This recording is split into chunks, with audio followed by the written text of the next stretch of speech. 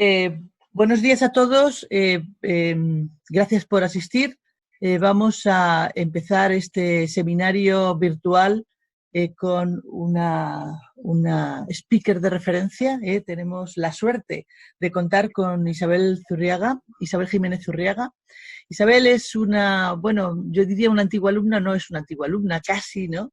Pero es una persona que ha estado vinculada con la universidad, con la Universidad de Valencia y con nosotros durante tiempo, y es alguien que, mejor que ella, que está trabajando en el sistema financiero valenciano, y mejor que ella, poca gente conoce cómo funciona el sistema financiero, cuáles son los retos y qué es lo que nos espera desde el punto de vista financiero después de que pasemos, y lo pasamos pronto o tarde, esta crisis del COVID. Eh, con Isabel es la directora de la Fundación General de Estudios Bursátiles y Financieros, que, como sabéis, es una institución de referencia del sistema financiero de la Comunidad Valenciana. Es una gran entendida de este sistema, o sea que si tenéis alguna pregunta o queréis seguir sus actividades, hace un momento me decía que podéis conectar con la página web de la Fundación, que hacen webinars cada semana sobre temas relevantes, son gratuitos, o sea que podéis conectaros, ¿no? Y tiene una amplia experiencia en distintas cuestiones relativas a la organización de estamentos, de grupos, de comités vinculados con el sistema financiero. Por ejemplo, es miembro de Forinvest, es miembro de la Fundación EdNor, es vicepresidente del Club de Innovación de la Comunidad Valenciana, y tenéis el currículum en la página, tiene toda una lista larga de participación en comités ligados al sistema que le da un conocimiento de este área pues difícil de encontrar, ¿no?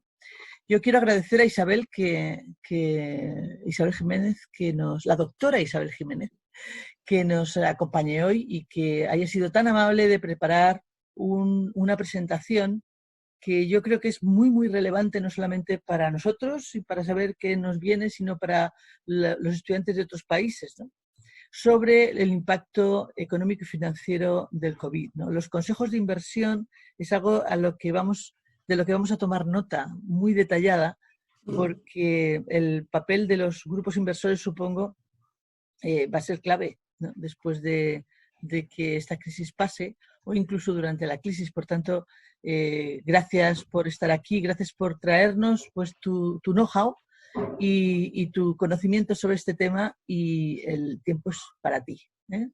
Isabel. Muchísimas gracias, Paloma. Para mí es un honor que me presente la presidenta de mi tribunal de tesis doctoral, Paloma, y realmente pues es un honor. Soy una apasionada de Alicante, veraneé unos cuantos años en Alicante con mi familia y le tengo muchísimo cariño. Ya no veraneo en Alicante, desafortunadamente me he hecho mayor y ahora pues veraneo en otro sitio, pero le tengo muchísimo cariño a Alicante y siempre que he ido allí, la verdad es que la universidad me parece maravillosa. Y el Instituto de Economía Internacional, creo que hacéis una labor maravillosa, la web, los estudios, incluso uno que hizo Paloma muy bueno sobre el sector financiero en la Comunidad Valenciana, me pareció especialmente brillante. Y bueno, pues la verdad es que es verdad que cuando empezó esta crisis del COVID, desde la Fundación de Estudios Bursátiles y Financieros, planteamos en el patronato realizar webinars semanales gratuitos de diferentes temas financieros. Han tenido mucho éxito de convocatoria. Están disponibles en la web de la Fundación, que es www.febf.org.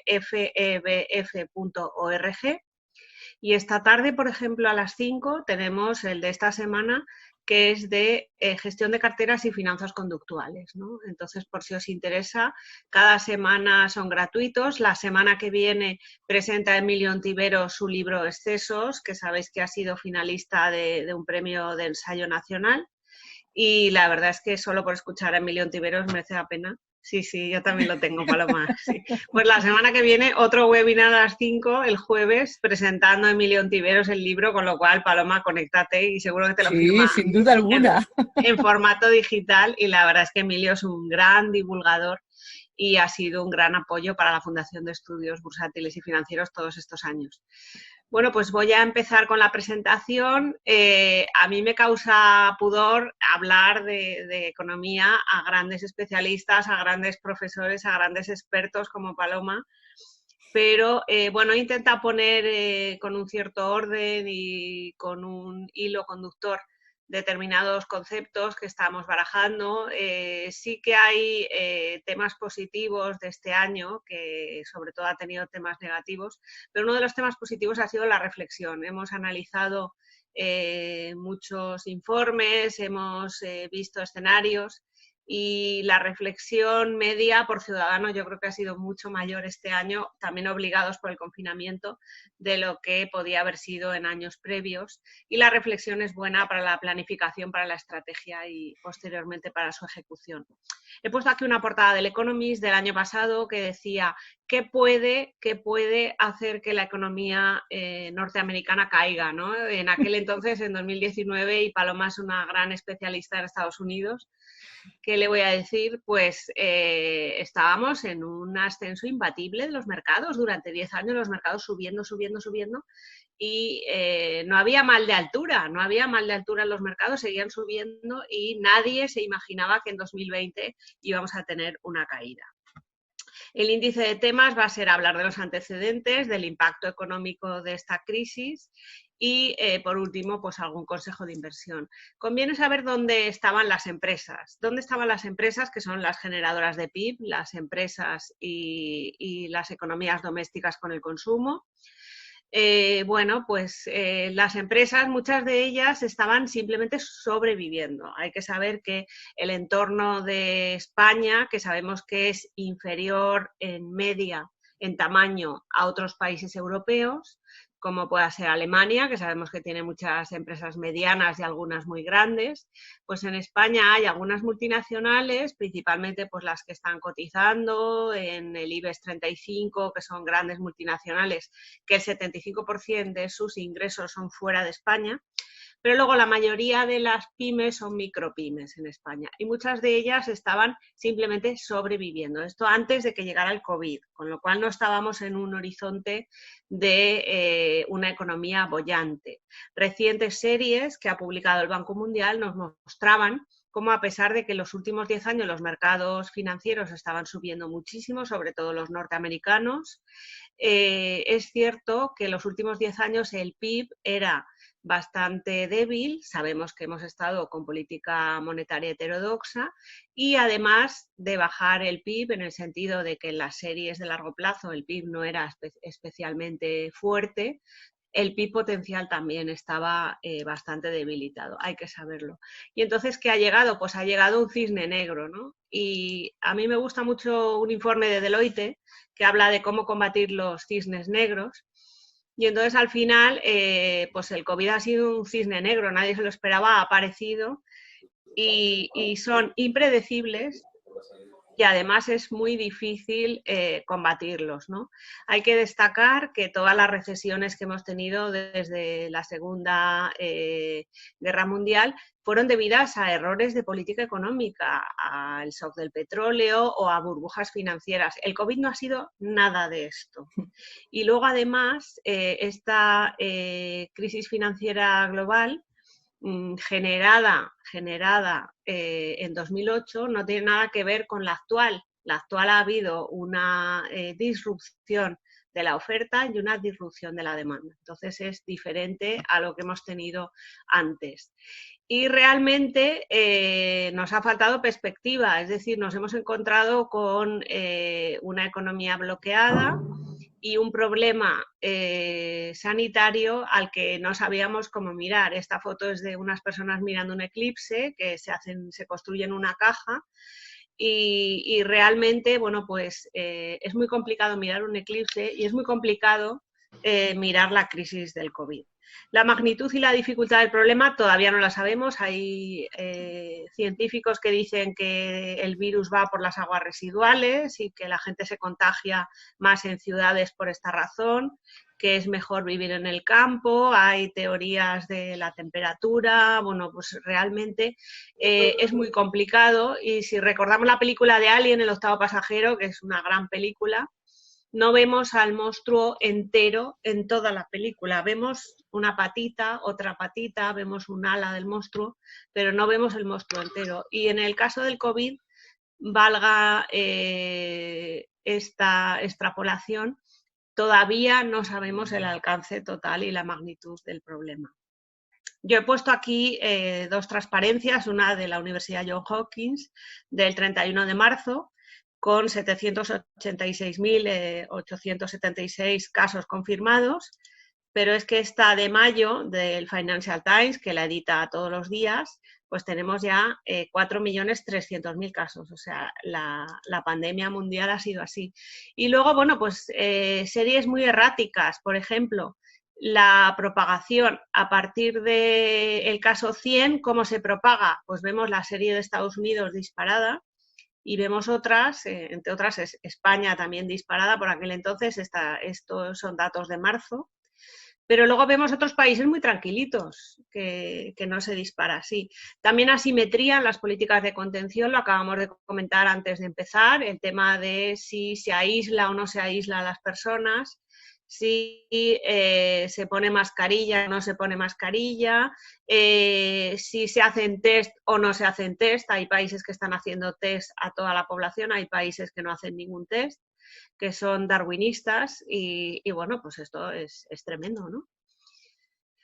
Y en cuanto al impacto económico, pues lo que os comentaba, al final el impacto económico, volvemos al modelo de Keynes y hay que ver pues cómo se ha afectado a las familias, cómo se ha afectado a las empresas y cómo se ha afectado al sector público, al gobierno, ¿no? Y bueno, pues el sector financiero no está directamente en la foto, pero sí que es un sector transmisor. Es decir, si el sector financiero concede crédito a las empresas van mejor.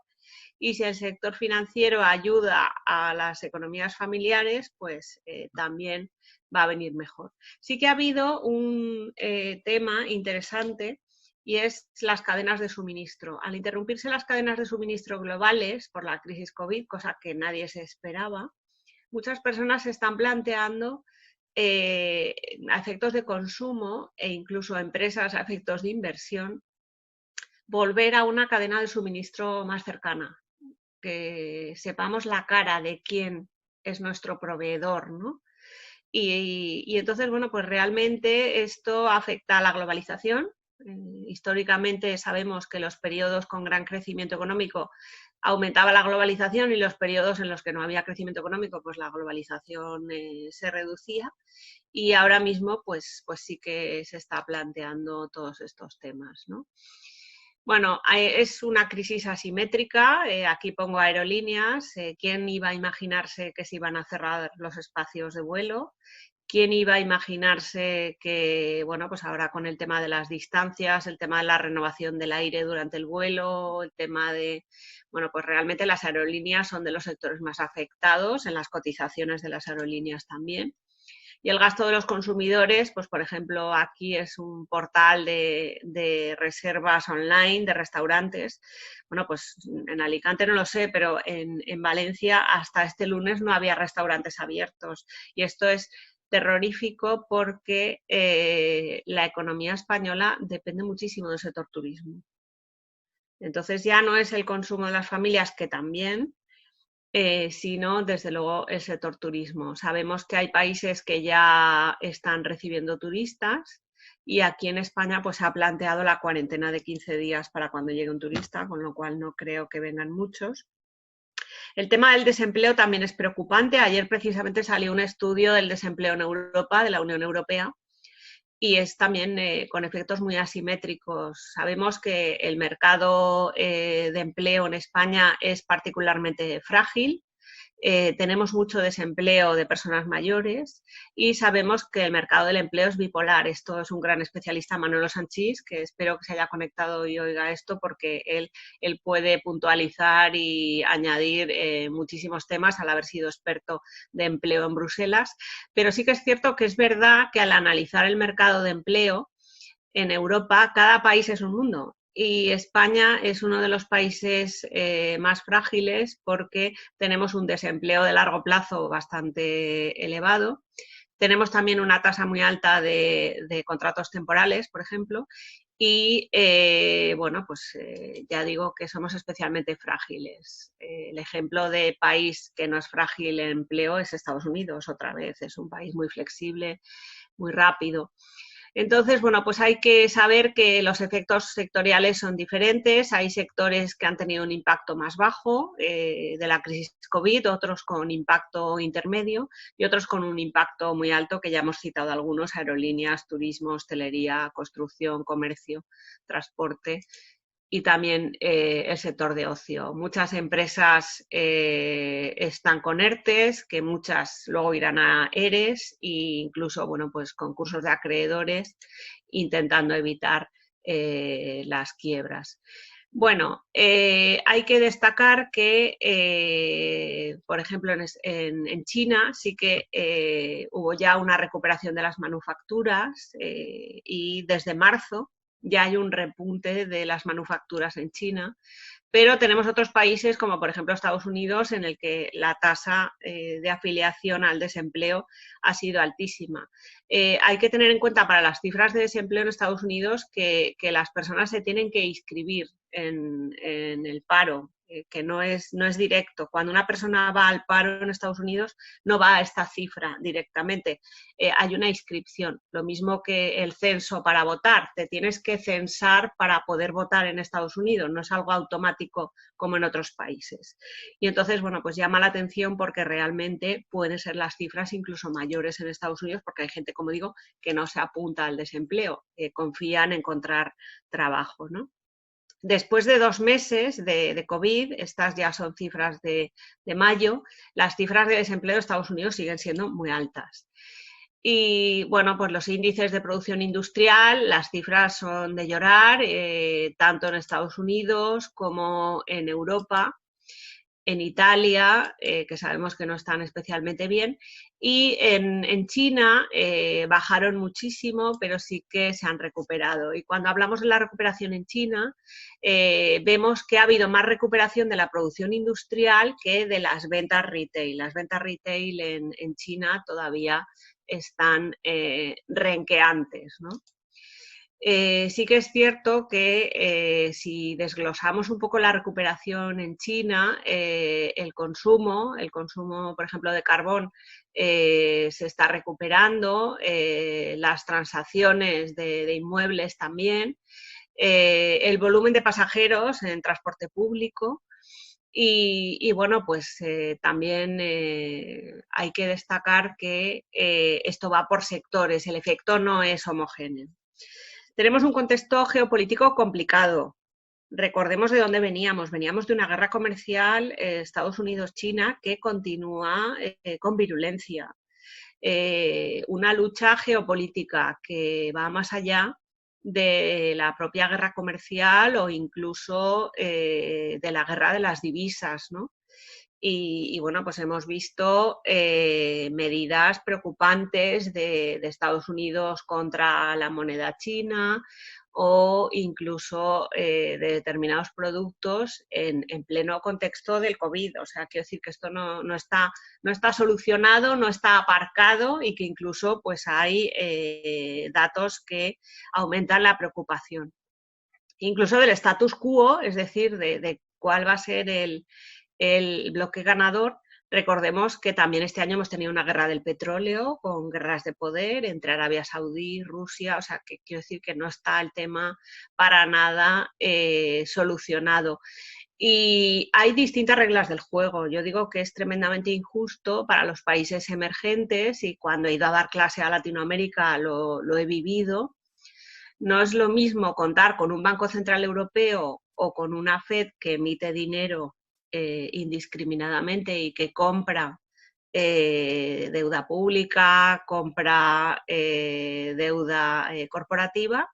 ¿Y qué tienen los países emergentes? Pues los países emergentes tienen las ayudas del Fondo Monetario Internacional y el Banco Mundial, que no son gratuitas, y luego algunos tienen lo que digo yo, el pecado original de estar dolarizados. Y entonces, al estar dolarizada su moneda, ¿qué sucede? Que cada vez que sube el dólar, tienen un impuesto sobre su economía. Esto es tremendamente injusto.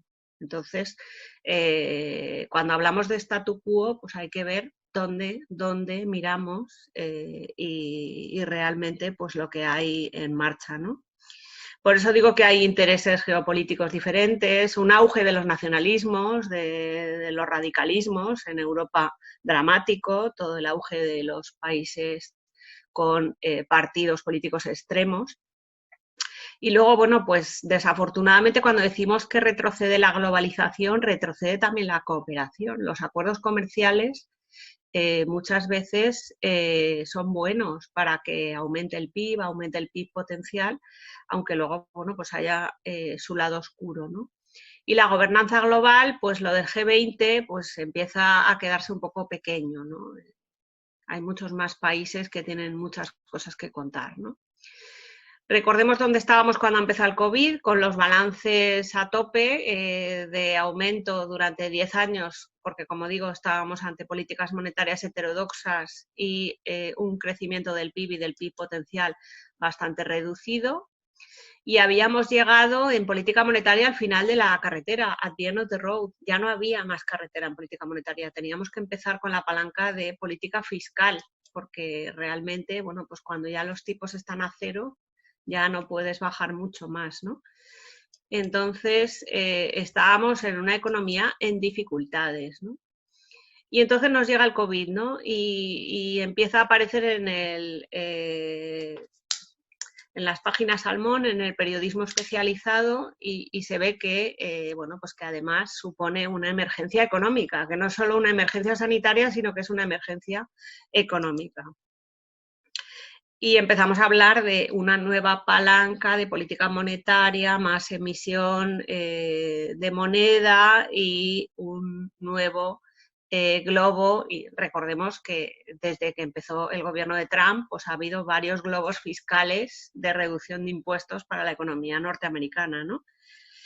Y incluso bueno, pues realmente, ¿qué hacemos, ¿no? Ahora? O sea, ¿cuánto durará la crisis? Esto depende de dos respuestas, del tiempo de contención, de erradicación del virus, que no se sabe. En China fue 3 meses, pero bueno, ahora dicen que hay un rebrote. Del descubrimiento de una vacuna. Las vacunas sabemos que los laboratorios tardan en descubrir las vacunas 18 o 24 meses. Esto no se puede improvisar de un día para otro. Y también del tiempo de reactivación de las economías. Y el tiempo de reactivación de las economías también depende del tiempo en el que hemos estado aislados en casa, en el que hemos hecho un reset de que a la gente pues les hemos obligado a estar en su casa y que lógicamente pues ha caído el consumo, ha caído la inversión y luego el PIB no vuelve a activarse inmediatamente. Esto no es algo de dar un botón y que ya hay consumo y ya hay inversión. Y esto ya lo decía Keynes, mientras haya incertidumbre la gente no va a consumir. Estamos hablando de paralización del consumo y luego paralización de las inversiones en las empresas. Es decir, cualquier gasto elevado, ya sea una compra de una vivienda, una compra de un automóvil, incluso pues estudiar los niños fuera en la universidad, demás. Bueno, pues todo eso se ha planteado una vuelta atrás, es decir, todo esto lo retraso, todas esas decisiones de consumo se retrasan. Y en el caso de las empresas y de las industrias, la venta online como mucho puede ser el 10 o el 15% del mercado, o sea, no es el 100% de decir todo lo que tengo en almacén ahora lo vendo online. Eso no estaba ni así de desarrollado, excepto en el caso de Amazon, que sabéis que ha hecho récord de resultados. Pues realmente no hay plataformas de ese alcance a escala internacional no hay muchas más, además de Amazon. Estábamos comentando que incluso el mercado de Airbnb, de apartamentos, pues también se ha caído, lógicamente, pues porque al cerrar las fronteras, al cerrar la capacidad de volar los aviones, pues no hay turistas, y cerrar restaurantes, hoteles. Cuando hay incertidumbre, la economía se paraliza y la incertidumbre es mucho peor que el riesgo, porque el riesgo está siempre ahí. Los que estamos en finanzas sabemos que todos los días hay riesgo, pero ya lo decía Keynes, que la incertidumbre es mucho peor. En el riesgo sabes la distribución de probabilidad, en la incertidumbre no sabes la distribución de probabilidad. Y la incertidumbre es miedo a largo plazo, y eso no se puede solucionar con subvenciones, con ayudas, ¿no? El escenario de recuperación, como digo, pasa por sincronizar las dos curvas, la curva COVID sanitaria, la curva ciclo económico. Y bueno, pues nosotros teníamos unas previsiones antes de la crisis, pero realmente pues se han caído, como sabéis, y hay bajada del PIB desde el 6, el 8%, el 9%. Hay diferentes resultados en función de quién los plantea. Y el tiempo es oro, es decir, cada semana de confinamiento es caída del PIB, cada mes de confinamiento es más caída del PIB. Y en cuanto a los escenarios, pues ha sido, yo diría que este trimestre, en lugar de ser el trimestre de presentación de resultados en bolsa, ha sido el trimestre de los escenarios. Todas las empresas estaban analizando escenarios para su sector, para su empresa. Y bueno, pues hay un estudio de McKinsey que está bastante bien, que publicaron ya en marzo, en el que había diferentes escenarios. El escenario optimista, en el que se resolvía la crisis COVID en el propio 2020. El escenario pesimista, en el que tardábamos todo el 2021 en salir del hoyo, ¿no? Bastante más demoledor para las economías a escala internacional, con diferenciación por países, y hay que destacar que tanto en el optimista como en el pesimista que estáis viendo, China era de los países que tenía una recuperación más light, más rápida, una crisis más light, perdón, y una recuperación mejor. Salía además fortalecido en todos los escenarios China a escala internacional del poder geopolítico que estábamos comentando. Salía la economía china reforzada. Estados Unidos salía después de China de los menos afectados por la crisis. Y luego a escala mundial, bueno, pues sí que había un efecto más demoledor de la crisis, y la eurozona dentro de los países más afectados, ¿no? Hay otro informe de PIMCO, que sabéis que es una gran gestora de fondos de inversión. Los inversores institucionales también están haciendo sus escenarios, y que planteaba la salida en el propio 2020, ¿no? Pero sí que hay que destacar las asimetrías sectoriales. Este es un estudio de Deloitte, también interesantísimo, que os recomiendo. Y bueno, pues esto, la recuperación va por capillas, ¿no? Cada sector tiene un impacto mayor o menor, y hay sectores pues que están muy tocados. Ya hemos citado antes algunos de ellos. Y la evolución del gasto de los españoles en marzo, bueno, pues hemos visto que realmente sí que es cierto que ha habido consumo online, ha habido consumo electrónico, consumo tecnológico. Sabéis que ha habido un repunte en el consumo de alimentación. El sector de alimentación es de los menos afectados por la crisis. Incluso ha habido subida de precios en productos alimentarios.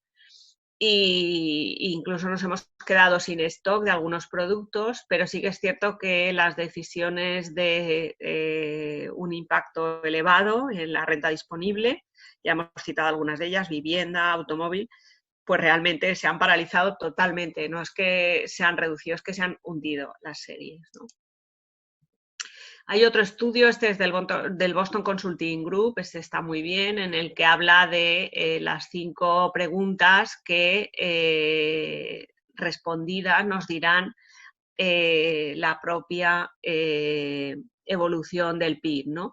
Y entonces, bueno, pues dividiendo la recuperación, salida de la crisis en 3 fases: la primera de la caída, la recuperación y el futuro, hacia dónde irán las economías. pues hay que ver primero la magnitud de la caída. Hay países que han tenido una caída muy profunda, ya hemos citado la eurozona. Hay otros países con menor caída, ya hemos citado, por ejemplo, Estados Unidos o China. Y evidentemente, pues cuanto más caes, más tienes que recuperar. Esto es así, ¿no? Y hay que destacar, bueno, pues algunos países han encontrado su propia fortaleza en la especialización tecnológica. Por ejemplo, en Estados Unidos, las tecnológicas pesan más en los índices bursátiles, no solo en el Nasdaq, también en el Standard & Poor's, pesan más que todo el índice, con lo cual ha habido una mayor concentración de valores en las dos bolsas, tanto en el índice tecnológico como en el índice más generalista. Y sí que es cierto que los países con ese liderazgo en empresas tecnológicas pues van a salir reforzados de la crisis. En China también ha pasado algo parecido.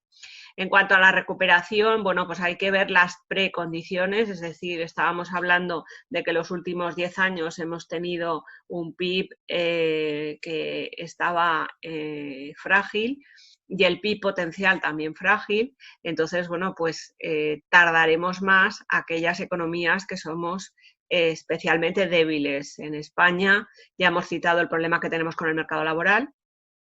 Ya hemos citado también el caso de la inflación. España es un país más inflacionista que Estados Unidos. Los ajustes de precios en España cuestan más y la inflación pues no es buena.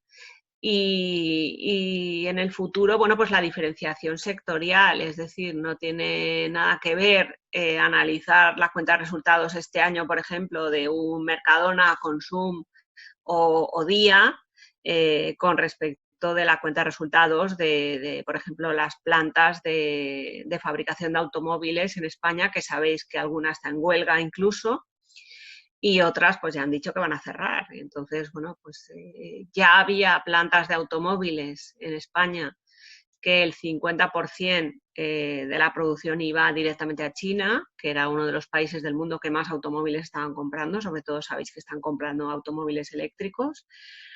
Y realmente, bueno, pues esa caída del consumo a escala mundial, que ya hemos visto que la pandemia ha sido con un efecto mundial, pues a las plantas de producción de automóviles en España, pues desde luego les ha afectado seriamente. Los factores clave en la recuperación hay de dos vías.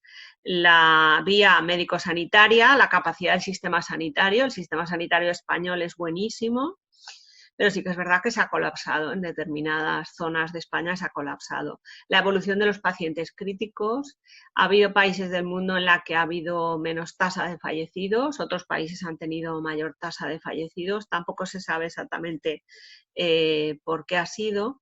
En España ha habido un dato muy malo, que ha sido los contagios a personal sanitario. Esto es tremendamente injusto, tremendamente doloroso, y ha habido algún procedimiento ahí que no ha sido bien llevado, ¿no?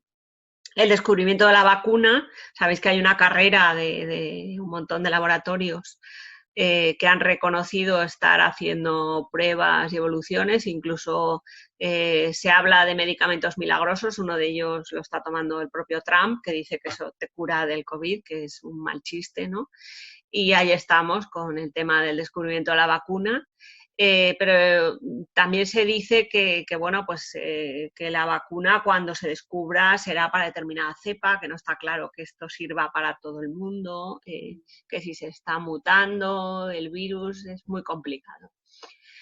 Y el segundo ámbito es el ámbito económico. Entonces, en el ámbito económico, al principio, bueno, pues tenemos que ir al comienzo de la economía, dónde están las fortalezas, el análisis de la fortaleza de cada economía, y a partir de esa fortaleza, que volviendo al modelo de Keynes puede ser una fortaleza de inversión industrial, o puede ser una fortaleza de consumo, o puede ser una fortaleza de turismo en función de la tabla input-output, ya veríamos desde qué sector.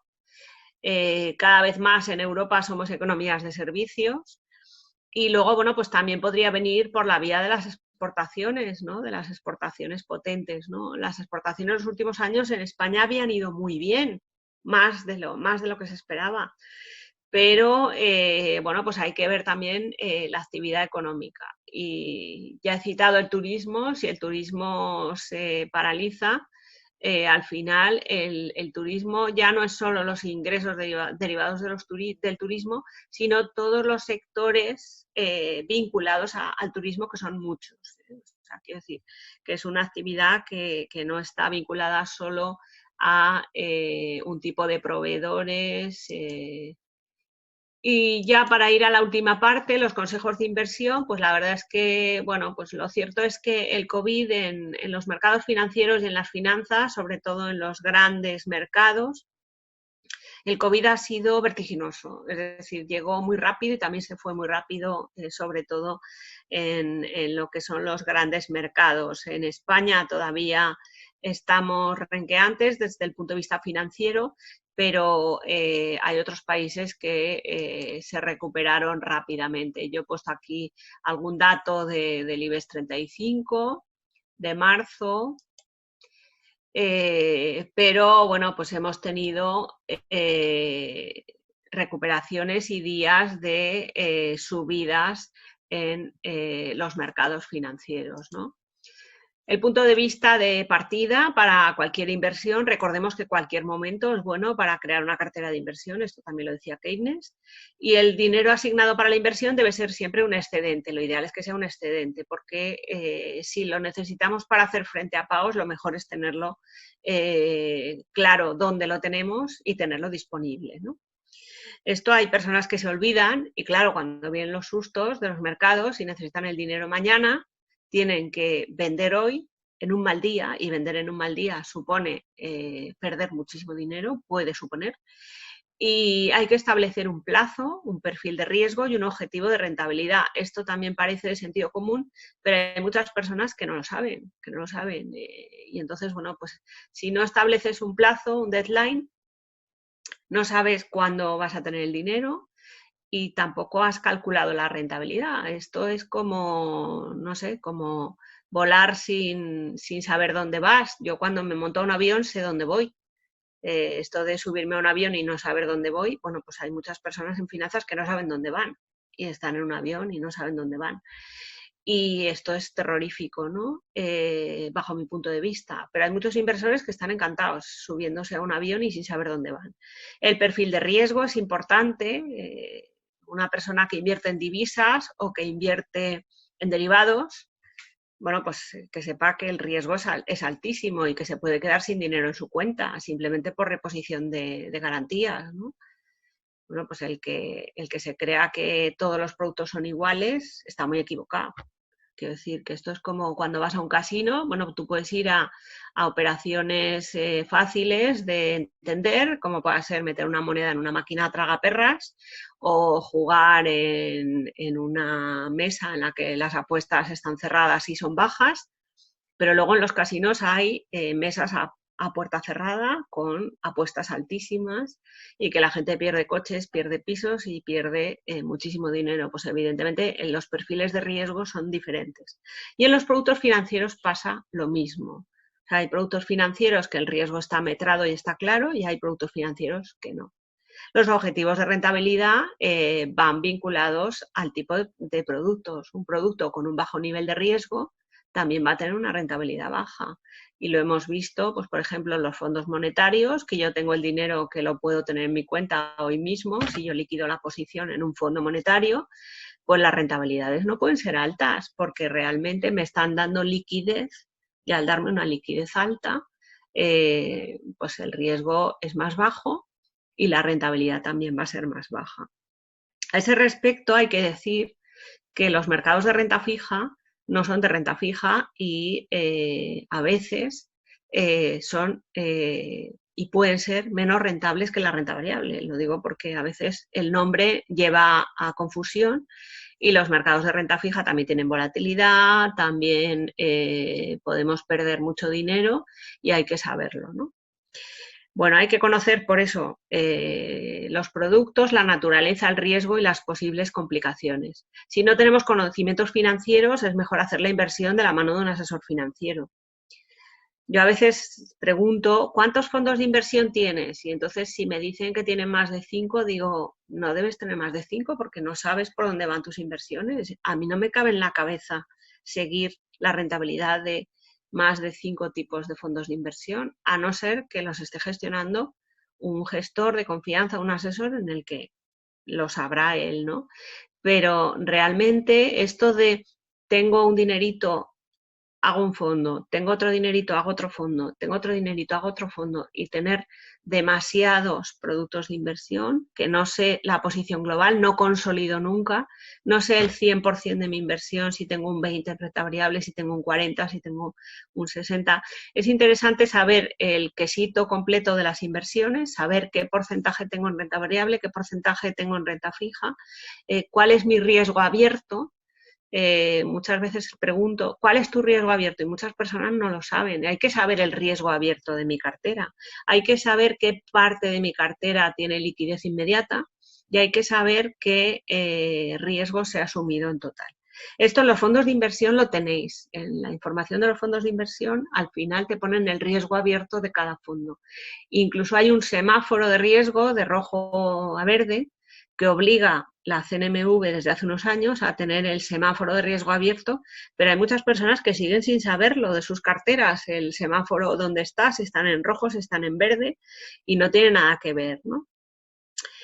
Bueno, las carteras además se deben revisar periódicamente. Esto es como un matrimonio hay que cuidarlo, tú tienes que tener pendiente a tu pareja, tú no puedes pensar que un matrimonio va a funcionar bien y pasar de tu pareja olímpicamente. Bueno, pues si tú pasas de tus inversiones y no miras nada, ahora encima que no nos llegan los extractos en papel a casa, somos muy ecologistas y además llegamos a la inconsciencia absoluta financiera, es decir, no sé qué posiciones tengo abiertas, no sé cuál es mi cartera. Y entonces, bueno, pues eso puede ser un absoluto desastre. Las carteras se han de revisar, aunque nos demos un susto con la rentabilidad, pero hay que darse esos sustos, hay que saber dónde estás, porque si no, como digo, pues igual estás subido a un avión y apareces en Turquía. Y hay que saber si uno va a aparecer en Turquía y saber dónde vamos y si llevamos la maleta apropiada, la ropa apropiada y psicológicamente estamos preparados para estar en Turquía, ¿no? Hay que saber también la rentabilidad neta, esto parece de primero de contabilidad, pero en los fondos de inversión, por ejemplo, hay que consolidar gastos y comisiones repercutidas, hay que saber qué comisión nos aplicaron al meternos en el fondo. Hay fondos cerrados, hay fondos que las comisiones son más altas por entrar.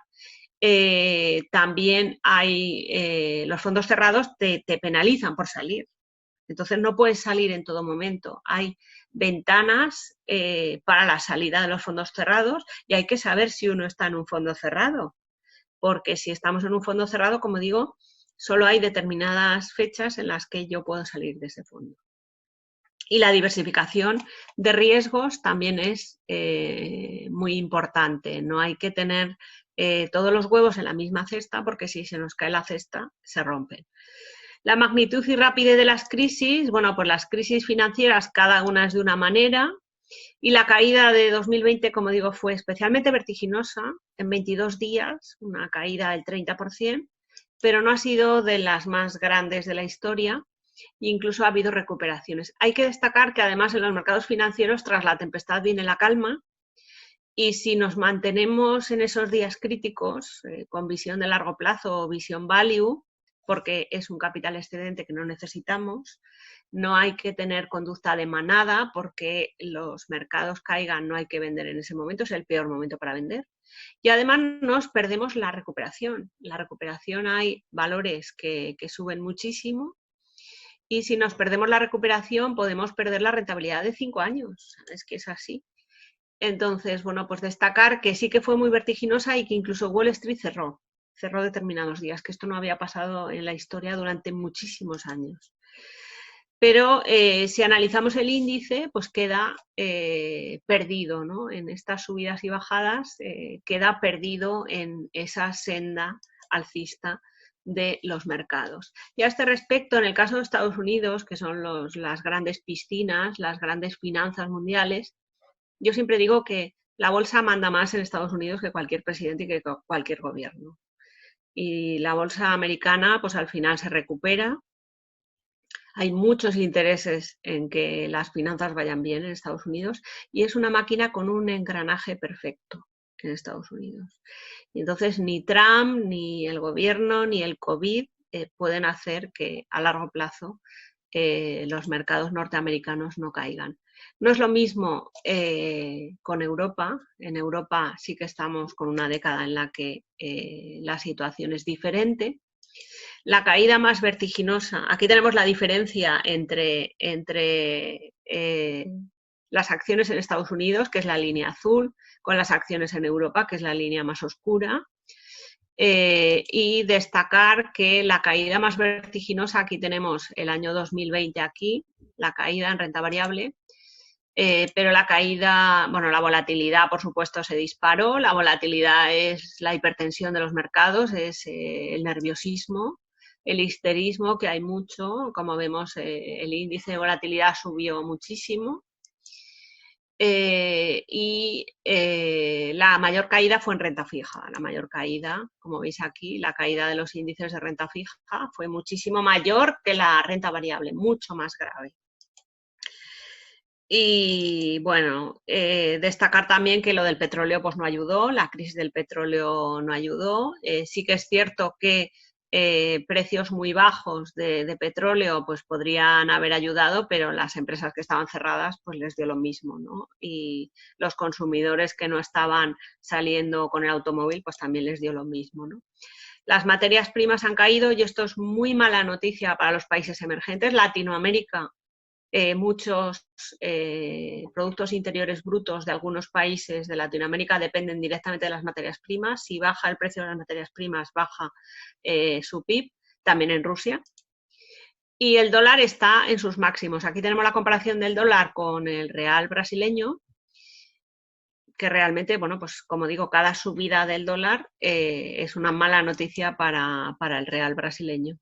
Y ya, pues para terminar, consejos de inversión, que no conviene cambiar de coche en medio de una carrera. Cuando tú estás en una carrera y hay dificultades, pues a nadie se le ocurre coger un coche nuevo que no sabes por dónde va y que no entiendes. Los shocks externos pasan, las finanzas son ciclos de alza y de baja, pero llegan al mercado y pasan. Durante esos shocks y pánicos vendedores la valoración es incorrecta. En los que hacemos valoraciones sabemos que las valoraciones pues son como el arte del toreo. Tú haces tu valoración, pero bueno, vendrá otro torero y te planteará otra valoración. Pues uno te planteará el descuento de flujo de caja, otro te dirá valoración por PER, valoración, pero sí que es cierto que el mercado suele ser bastante eficiente. En el largo plazo sí que se aproxima la valoración de mercado a la valoración real del producto, pero hay determinados momentos en los que la valoración de mercado no funciona, y no funciona en los shocks, no funciona en las crisis, es incorrecta y no hay que tenerla en cuenta. O sea, no podemos pensar que la valoración de nuestra cartera es la de marzo de este año. Es una valoración absolutamente incorrecta. Es como si hubiera una turbulencia en la que nos movemos y no vemos bien. Bueno, pues es lo que sucede. Las caídas en los mercados financieros son más rápidas que las subidas y durante los pánicos es mejor comprar que vender.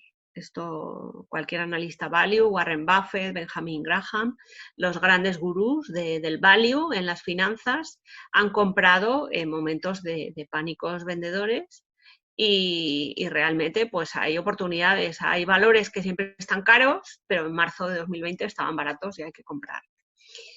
No hay que pensar en la volatilidad del mercado, porque la volatilidad del mercado es hipertensión, es nerviosismo en un momento dado, pero no es un indicador de tendencia, no es un indicador de largo plazo. Entonces nos indica que hay inestabilidad, nos indica que hay miedo, nos indica la gravedad de la crisis. Mientras hay una volatilidad alta, sabemos que hay crisis profunda. Y en el momento que baja la volatilidad, ya sabemos que la crisis estamos saliendo del túnel, que ya hay luz fuera del túnel. Si nuestra cartera se seleccionó por análisis fundamental, buscando el mejor del grupo, el líder sectorial, una empresa diferente, una empresa value, una empresa sostenible, una empresa ecológica, una empresa con buena rentabilidad por dividendo, que cuida al accionista. En el largo plazo no nos quepa ninguna duda que va a revalorizarse ese valor. Y desde luego no es buen momento para vender. Si nuestra cartera además está diversificada, no tenemos que preocuparnos. Soportaremos bien las inclemencias meteorológicas y superaremos cualquier tormenta. Yo he puesto aquí 2 valores, tampoco quiero contar mucho de valores, pero sí que es cierto que hay valores buenos, aunque baje la cotización. Por ejemplo, tenemos Iberdrola, que ha planteado este año resultados récord histórico, un récord histórico de resultados. Tiene una orientación sostenible, está en todos los índices de sostenibilidad internacionales. Es una multinacional, su negocio en España es anecdótico y además cuida a los inversores por dividendo. Con lo cual, bueno, tenemos Inditex, ¿qué os voy a decir de Inditex? Es una empresa diferente. Se ha visto afectada en los resultados porque al final tiene la parte de distribución, pero sí que es verdad que plantea una sostenibilidad, en este caso cuidando no dañar a las personas en toda su cadena de producción. A partir del accidente de Bangladesh revisaron toda su cadena de producción. Y luego, bueno, pues también ofrece una diversificación sectorial. Os he puesto aquí otro valor de ejemplo value, Nestlé, a escala internacional, Nestlé en récords, también Procter & Gamble. ¿Quién no consume el champú Pantene, que está en todas las casas? Pues en mi casa no hay manera de comprar otro. Como compre otro champú se enfadan, ¿no? Quiero decir que hay un efecto marca. En Nestlé pues tenemos el Nescafé y tenemos los chocolates y, bueno, ¿qué os voy a decir? Realmente son productos que los ves en la cesta de la compra y que esta crisis, bueno, es que podemos ver la evolución de la cotización de Nestlé. Esto es una evolución de 100 años. Quiero decir que es que esto no es de este ciclo. Y luego tenemos los bancos. Los bancos en Estados Unidos han subido y los bancos en España, pues esta es la evolución de esta propia semana, ¿no? En el momento que se han eliminado las barreras de las posiciones bajistas han ido a muerte contra los bancos en Europa y en España entre ellos, ¿no? Apuestas ganadoras en inversión, pues a lo mejor estoy arriesgándome mucho, pero sí que os diría que la inversión temática, las finanzas sostenibles, las he citado un montón. Hay un enfoque de sostenibilidad que es desde renovables, en energías renovables, hasta finanzas de impacto que ayudan a colectivos desfavorecidos. Sabéis que las finanzas de impacto, los bonos verdes, empezaron en Reino Unido.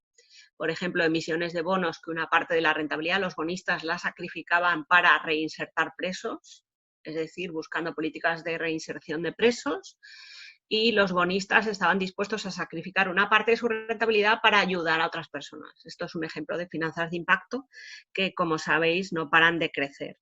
Siempre en los productos financieros suele haber bastante más volumen en renta fija que en renta variable. Y en el caso de las finanzas sostenibles, el recorrido de los bonos verdes ha sido maravilloso y a escala mundial. Sectores reforzados, pues ya lo hemos citado, tecnología, inteligencia artificial, machine learning, microprocesadores, telecomunicaciones, ingeniería, salud, nutrición, alimentación. Y como mercados fuertes tras la crisis, lo he citado ya varias veces, el caso de Estados Unidos y el caso de los países emergentes con el permiso del dólar y con el permiso de las materias primas, ¿no? Nadie dijo que invertir fuera fácil. El pesimista se queja del viento, el optimista espera que cambie y el realista lo que hace es navegar, se pone a navegar. Y luego del entorno VUCA, pues hemos pasado al entorno COVID, ¿no? El entorno COVID en finanzas para mí es crisis, es offset, es decir, hay un efecto asimétrico, hay unos sectores que van bien, otros que van mal. Hay gente que ha empezado empresas este año. Yo siempre cito, hay una empresa que nació en Estados Unidos y que tiene el récord de patentes mundial y nació en el año 29. O sea, que nacer en años de crisis son empresas que nacen purgadas. Ya el business plan nace purgado. Y la volatilidad, bueno, pues evidentemente hay que tenerla prevista. Este año ha sido un año de volatilidad, pero la volatilidad pasa.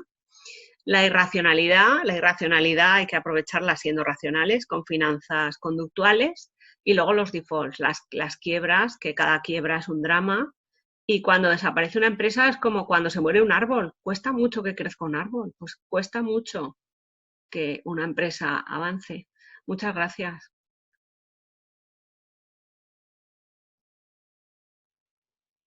Ahora, muchas gracias a ti, Isabel, ha sido interesantísimo. Nos das tiempo, ¿no? Porque yo creo que tienen que haber bastantes preguntas por aquí entre los asistentes y me gustaría darles por lo menos unos minutos de participación. Y si tienes tiempo, podemos abrir el turno de preguntas, ¿no? Sí. Hay preguntas, Manolo, que te vemos aquí. Manolo Sánchez, activa el audio. Bueno, ya te lo he activado yo. Ya puedes hablar. ¿Sí? ¿Me oís? Sí, Manolo. Ah, Sí, vale. te oímos, Manolo, bienvenido. Hola, Isabel, un gusto escucharte como siempre. Qué sorpresa, Sí. qué agradable. Me llega un poquito tarde porque estaba haciendo otros líos y no he podido escucharte por completo. Tenía yo interés en saber en qué posición se sitúan los bancos en España en relación con los de fuera. Más que nada porque en esta crisis, tú lo sabes mucho mejor que yo, por eso te lo pregunto, la banca está más preparada, bastante más preparada después de los distintos basileas que ha habido para hacer frente, ¿no? Y querría saber, por una sencilla razón, digamos que la mentalidad privada critica a la mentalidad pública de que la mentalidad pública nunca se prepara. Yo el primero, no hemos sabido reducir la deuda suficientemente, no hemos sabido ajustar suficientemente.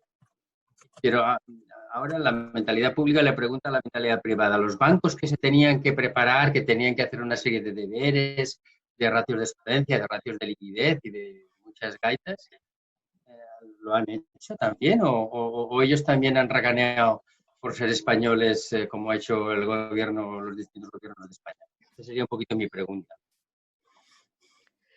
Bueno, desde el punto de vista del balance, los bancos están reforzados, muy bien lo has dicho, la evolución de Basilea I, Basilea II, Basilea III, los riesgos sistémicos, todo el panorama regulatorio ha hecho que realmente estuvieran reforzados desde el punto de vista contable, con riesgos menores que en el 2008, que sabes que fueron los causantes de la crisis y también los principales afectados. Fue una crisis financiera, la del 2008 fue una crisis financiera, la actual no. Y luego además han tenido... No de momento. No de momento, efectivamente, no de momento, cierto. Esa matización es totalmente acertada. Lo que sí que es cierto es que tanto en Estados Unidos como en Europa, el Banco Central Europeo y la FED han reaccionado rapidísimo y han dicho que iban a comprar todo lo que hiciera falta. Entonces, en ese sentido, sí que hemos tenido ese gran apoyo que, como decía, es asimétrico porque en los países emergentes no es así.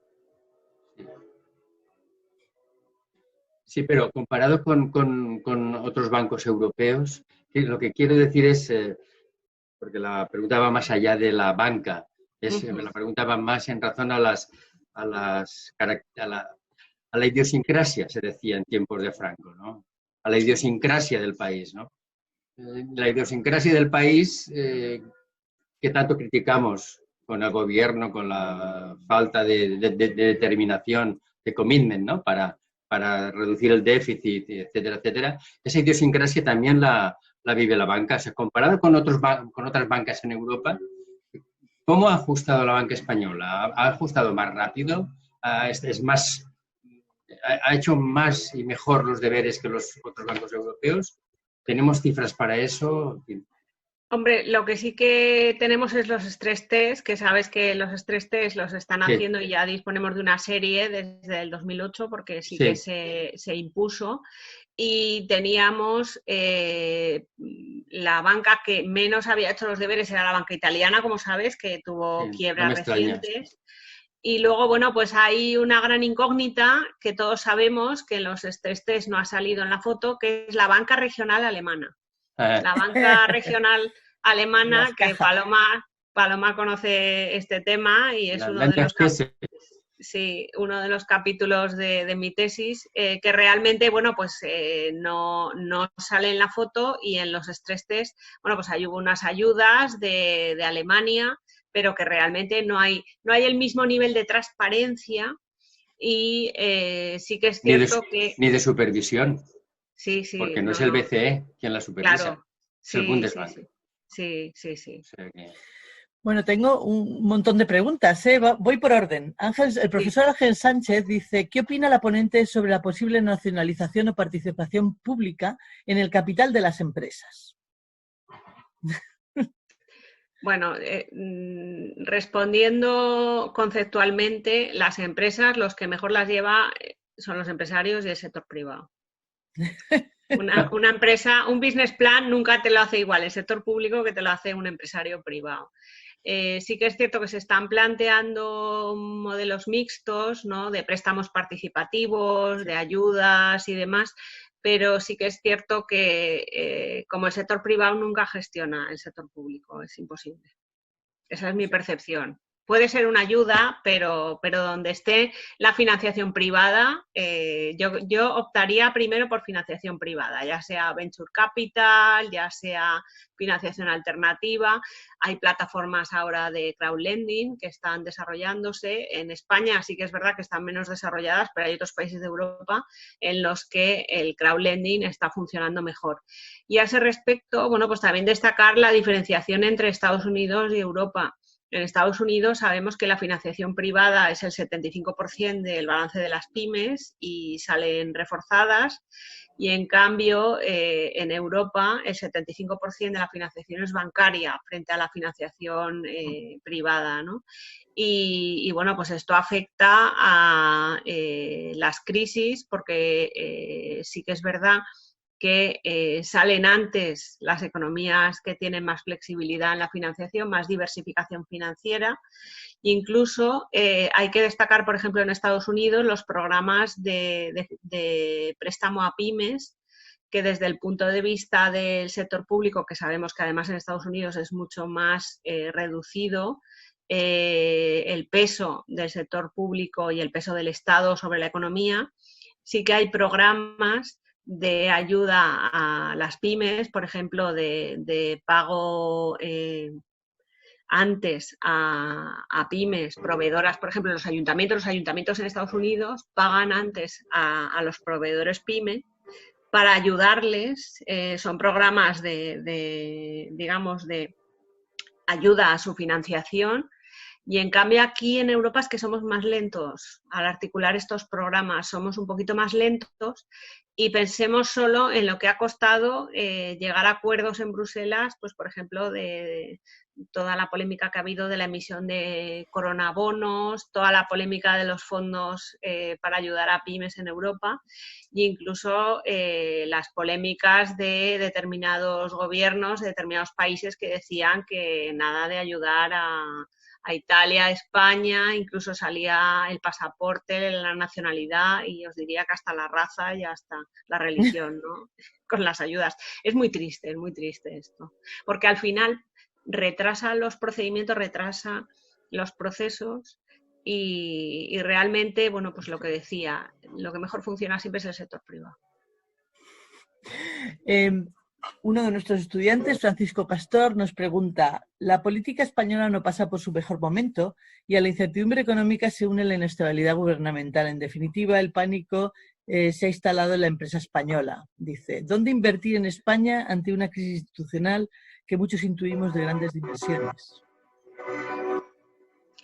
Bueno, tiene mucha razón. Buena parte de la incertidumbre viene por ahí. Yo creo que es muy preocupante, por ejemplo, la incertidumbre fiscal. Yo recuerdo cuando estuve viviendo en Estados Unidos en el 2007, que me decían mis amigos norteamericanos, me decían, hay dos cosas de España y de Europa que no nos gusta. Una es el euro y otra es los impuestos. Y me decían, ahora el euro va muy bien, pero acaba de empezar el euro y tal, y había bastante incertidumbre. Y ellos siempre son muy pro dólar, muy defensores del dólar, que el dólar también tiene sus debilidades. Pero el tema de los impuestos no es ninguna tontería. O sea, quiero decir, saber lo que vas a pagar por lo que ingresas es muy importante. Y todos sabemos que cada punto de subida fiscal supone aumento de la economía sumergida, esto está estudiado. Y luego, además, esa incertidumbre fiscal supone también pues que se retrasen las decisiones, desde pensar en decir, bueno, pues voy a hacer una arquitectura fiscal internacional, hasta pues iba a aumentar una planta industrial más, pues ya no la aumento porque no sé si voy a vender.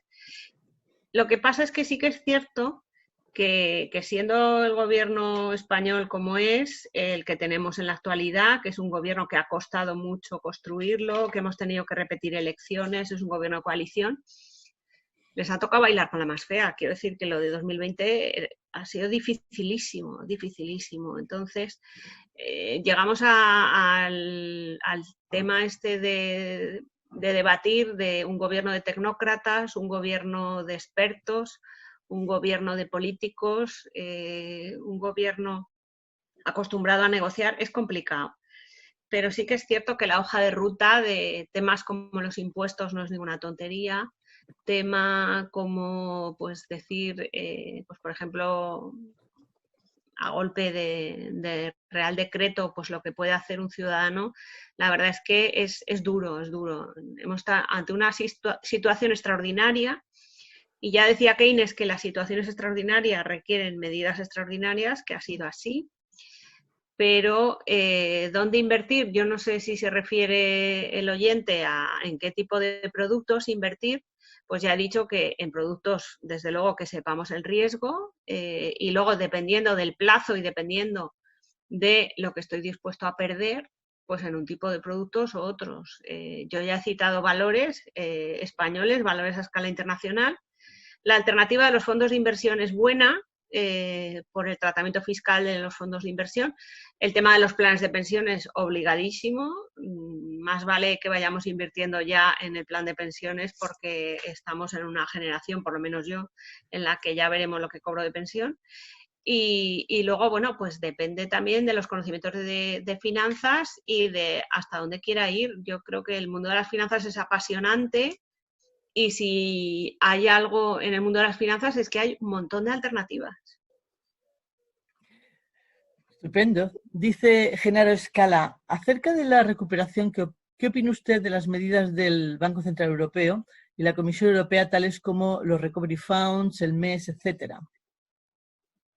Yo creo que las medidas son buenas, pero se ha tardado en articularlas. Se ha tardado. De todas maneras, sí que es cierto que a pesar de haber sido un poco dubitativos y no gestionar bien la comunicación, que yo creo que es lo peor del Banco Central Europeo y de Bruselas es su mala gestión de la comunicación, sí que es cierto que se ha reaccionado con rapidez con respecto de crisis previas. Ha habido crisis previas en las que no se reaccionaba con rapidez y a ese respecto yo creo que se están agilizando los procesos de toma de decisión, afortunadamente.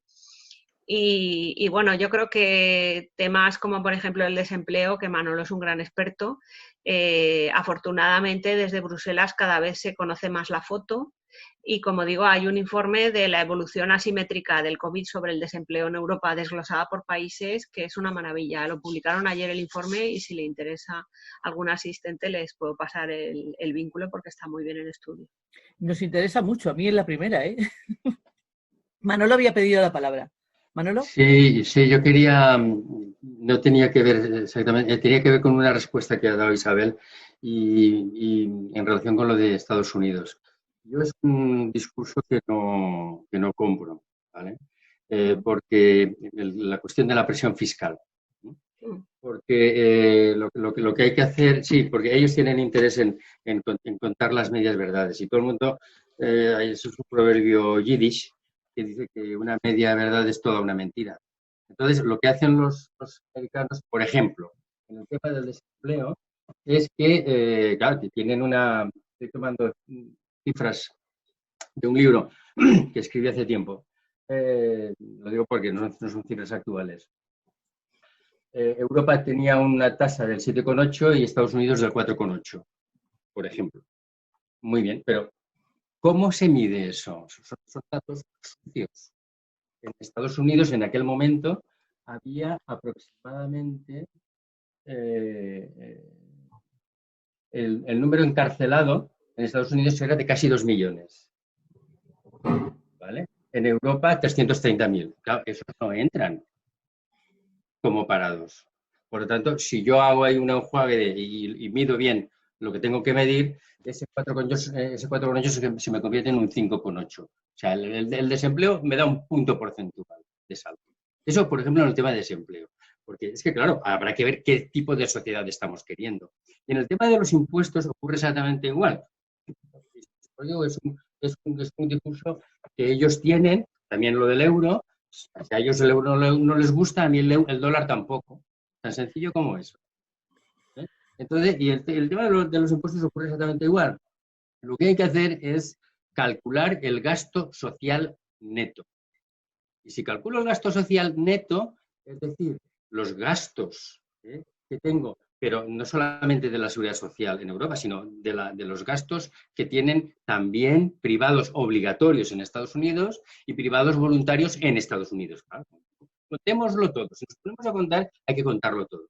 Si hacemos eso, resulta que los Estados Unidos están por delante de países como Dinamarca o como Suecia, etcétera, etcétera. Claro, sí, por eso digo, contémoslo todo. Contemos el gasto y los beneficios que obtenemos o las prestaciones que obtenemos con ese gasto social. Y obtendremos el gasto social neto. Esto lo hace un señor en la OCDE que se llama ADEMA y lo hace regularmente casi todos los años. Bueno, pues hay que ver este señor y qué cifras da. No sé si se me está viendo, ya se me ha ido la voz. Sí, no, se te oye, Manolo, y tienes toda la razón, pero si lo he comentado yo antes, lo de las estadísticas de desempleo en Estados Unidos, precisamente lo he comentado, no sé si es que te has incorporado más tarde. Me he incorporado muy tarde, no he podido. Lo he estado explicando que las cifras de desempleo de Estados Unidos se tienen que coger con pinzas, que, bueno, pues ahí se cuenta lo que se cuenta. Yo he hecho alguna misión a Estados Unidos, Isabel, y los que están en el departamento de trabajo echan humo. Sí. Echan humo, o sea, les encantaría estar en una situación europea, o sea que de envidia del modelo americano desde Europa, niet, nada de nada, nada de nada, que no nos tomen el pelo. Y luego también, Isabel, la otra murga que nos dan es el tema de los gastos, que son este tipo de gastos en protección social, que no son buenos ni para el crecimiento ni para el empleo. Bueno, pues hay que coger, y yo lo tengo en un libro aquí, no os lo puedo, no tengo habilidades informáticas para que lo podáis ver, ¿no? Hay que coger en el eje vertical el gasto en protección social en porcentaje del PIB y en el eje horizontal la tasa de empleo, y qué países me encuentro yo con más gasto social en porcentaje del PIB y con mayor elevada tasa de empleo. A los nórdicos, evidentemente. Es decir, que, pues digo, me pongo muy nervioso cuando me oigo, no sé, alguna cosa de los americanos y tal, porque no se corresponde de ninguna de las maneras. Sí, si me permitís, hay una pregunta que viene al hilo de este debate, que es la de Santiago Sarmiento. Dice, ¿cuál debe ser el rol del Estado como impulsor de la reactivación de las empresas privadas? Yo creo que el papel del Estado tiene que ser doble. Por un lado, tiene que supervisar que las entidades financieras presten a las pymes y ayuden a las familias, que eso hay países que sí que se está haciendo. Por ejemplo, en el Banco de Inglaterra obligan a un porcentaje de los préstamos de los bancos ingleses que se concedan efectivamente a pymes. Esto es a escala, os diría que hasta de estatutos del Banco de Inglaterra, y ha surtido efecto además. Y luego, en segundo lugar, tienen que evitar los fallos de mercado, es decir, lo que estaba comentando Manolo del gasto social, ayudar a las personas que se han quedado sin hogar, las personas que se han quedado sin ingresos, las personas pues eso, las afiliaciones al desempleo, pues que esas personas tengan una dignidad, tengan una calidad humana y luego, bueno, pues evitar los desequilibrios en los ingresos, porque los últimos años los desequilibrios de ingresos entre los que ganaban mucho y los que se iban descolgando de la economía, pues hay países en los que se ha aumentado la brecha. Por ejemplo, Estados Unidos lo estaba citando muy bien Manolo. Entonces, es esa doble función, supervisar y vigilar que las instituciones y los sectores intermedios, ejemplo, las entidades financieras, ejerciten su función. Y en segundo lugar, ayudar a que las personas no se queden descolgadas, ¿no? Y es muy importante. El papel del Estado, ¿no? Efectivamente. Dice nuestro estudiante Zhenyu, dice, la deuda pública está creciendo. Dice, Sí. ¿vamos a volver a ver una crisis de la deuda soberana europea otra vez? Vamos a ver, la deuda sí está subiendo, y hay países que son menos eficientes en la gestión de los recursos públicos, ¿no? Pero sí que es cierto que el 2020 es un año en el que está justificado que suba. Quiero decir, que puede haber otros años en los que no está justificado que suba la deuda pública, pero desde luego en 2020 sí que tiene que subir. Y bueno, pues realmente la palanca de la deuda es una palanca relativamente cómoda para los países y sobre todo para los gobiernos, porque los gobiernos articulan la deuda y después se van. Quiero decir, el ciclo político, yo estoy 4 años, 8 años, me voy y la pelota de la deuda se queda ahí y la de los intereses de pago de la deuda. Y entonces, bueno, pues eso es un debate que está ahí y que, como sabéis, hay especialistas en economía, principalmente los monetaristas, que hay algunos que están completamente en contra de la deuda pública y en contra de los déficits y otros no. Pero sí que es cierto que, dado el 2020 que hemos tenido, pues es un año en el que es normal que aumente la deuda pública. También depende de dónde estamos. Esto es lo del vaso que se sale. ¿Cuándo se sale un vaso? Porque estaba ya casi lleno y pongo más agua. Entonces es el caso de Italia, el caso de Grecia, tal. Quiero decir, España también tiene bastante deuda pública. Entonces, un país como por ejemplo Alemania, que estaba con un superávit, pues mira, tiene todo el vaso para llenar de deuda pública, ¿no? Con el COVID, que no lo llenará. Pero quiero decir que son horizontes distintos los de la deuda pública en Europa. Y luego, pues por ejemplo, hay anomalías. Yo lo decía antes, hay anomalías en los mercados y ahora mismo hay una anomalía en deuda pública y me alegro mucho de la pregunta porque me parece muy buena. Y es la anomalía de Portugal. Portugal ha hecho los deberes mucho mejor que España, está más contenido en todo y la deuda en mercado se paga igual la portuguesa que la española. ¿Por qué? Injusto. Si se pagara por capacidad de repago o de reembolso a los bonistas, tendrían que penalizar a España con respecto a Portugal, pero se remunera exactamente igual la deuda portuguesa que la deuda española. Anomalías de los mercados de deuda pública. ¿No crees, Isabel, que hay un ranking implícito en las cabezas de los que tienen que... Yo lo tenía cuando hacía forecasting en la comisión, yo tenía un ranking.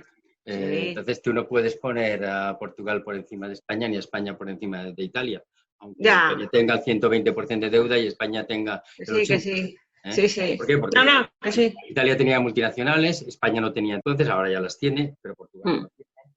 La resiliencia de un país como España no es la de Portugal. O sea que anomalías sí, pero al mismo tiempo hay una imagen global de país, ¿no? que pesa en la mentalidad, vamos, en las decisiones de los inversores, ¿no? No lo sé.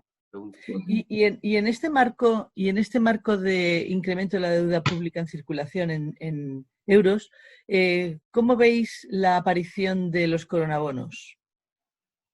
Esta mañana han anunciado que hay un acuerdo entre Francia y Alemania para empezar a emitir por 500.000 millones, me parece que era, bonos europeos para recoger fondos y ayudar a los países para luchar contra el COVID, los efectos del COVID. Esos son coronabonos. En este marco, la aparición además de coronabonos en euros. A mí me parece bien. Cualquier producto financiero que refuerce el euro, esto es una buena noticia para el euro y es una buena noticia para Europa. Cualquier acuerdo, como digo, que resulte en financiación, en apoyar la economía europea, es una buena noticia. Isabel, ¿por qué en la radio decían esta mañana que no era deuda mutualizada? Bueno, es que eso es esa es la otra parte de la pregunta, es decir, un producto, pues hay que ver la base de un producto y luego, bueno, pues el calendario de pago de ese producto. Si un producto está mutualizado, en caso de impago, tienen que pagar todos los que están por debajo. En el caso de un bono mutualizado a escala europea, ante un caso de impago tendrían que poner dinero todos los países europeos. Y eso es lo que generó disensiones en su día, porque como sabéis hubo personas, sobre todo del norte de Europa, que decían que no iban a apoyar a países. Este es el debate de los países europeos, países cigarra y países hormiga, ¿no? Hay países europeos tipo Alemania que se consideran hormigas y consideran a otros países europeos cigarras, ¿no? Y entonces ellos dicen que sí, y esto también afecta a la pregunta previa de la deuda pública, del déficit y en fin, todo lo que hemos comentado, ¿no? Pues realmente hay países que no quieren ser hormigas pagando para cigarras que no anticiparon el invierno o no anticiparon la tormenta, ¿no? Y ese es el debate, ¿no? Entonces hay que ver la letra pequeña. Sí, no te digo que no, pero sí que te digo que bueno, pues dentro de los países que ellos dicen periféricos de Europa, pues por ejemplo tenemos el caso de Portugal, que Portugal ha hecho pues los deberes. Sí que es verdad que ha hecho una apuesta fiscal fuerte, como Irlanda, ahí ha hecho una fiscalidad potente. Sabéis que hay mucho millonario yéndose a vivir a Portugal, muchos brasileños con dinero que se han comprado casas en Portugal y que están encantados, que se sienten como si fueran su abuelito, ¿no? Con un chalet maravilloso en Portugal, que compraron a precios de risa y sin pagar impuestos. Y entonces, bueno, son apuestas fiscales que, bueno, pues pueden funcionar y que desde luego ayudan al PIB potencial y ayudan a que haya menos deuda pública y menos déficit público. ¿Que es injusto? Pues sí, ¿no? Puede ser, claro. Bueno, y yo creo que llevamos una hora y media, y media hora larga de preguntas. Hay más preguntas, tengo una lista larga de preguntas que son además muy largas en sí, o sea que contestar cada una de ellas podría llevarnos unos 40 minutos otra vez. O sea que yo creo que ya está bien. Aquí en estas preguntas hay una muy cortita, pero bueno, yo creo que vamos a dejarlas y si acaso les diré a los estudiantes que te las reenvíen por correo electrónico a ver si les mandas tu opinión, ¿no? Yo quiero darte las gracias, Isabel. Ha sido una presentación muy, muy interesante, con una visión global que es difícil de encontrar, o sea que está estupendo. Nos ha dado una buena perspectiva de por dónde van los tiros, ¿no? A mí me ha alegrado mucho porque no sigo ese camino, ver que los rebotes y la recuperación del sistema financiero se ha producido rápidamente, que lo que respalda un poco la idea de que, bueno, el shock puede ser un shock temporal, se puede haber una recuperación no definitiva, pero sustancial, ¿no? El año que viene, lo que es una excelente noticia, ¿no? Esperemos que sea así. Y nada, te emplazamos para cualquier otro momento que vuelvas otra vez, ¿eh? Estamos encantados. Muchísimas gracias por tu participación, ¿eh?